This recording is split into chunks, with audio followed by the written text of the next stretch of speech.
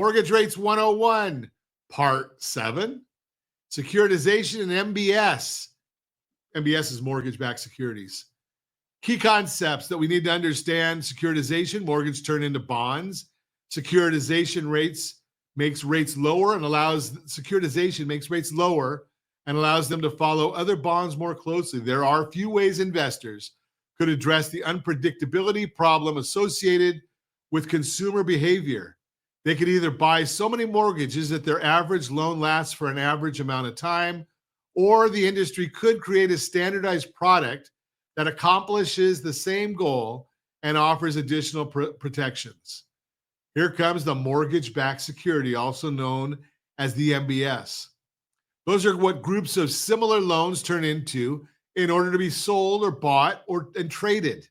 This process is known as securitization. To understand securitization, let's consider a hypothetical scenario. 20 investors each buy one mortgage with a $200,000 principal balance.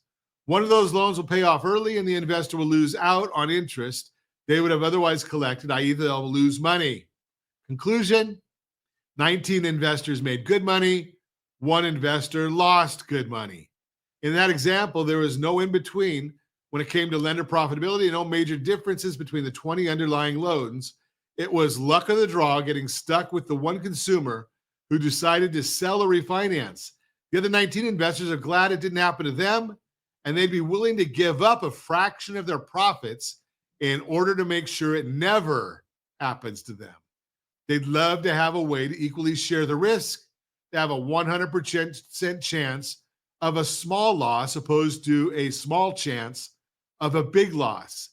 Securitization makes this risk sharing possible. Using the example that we just shared, here's a simplification of how it works.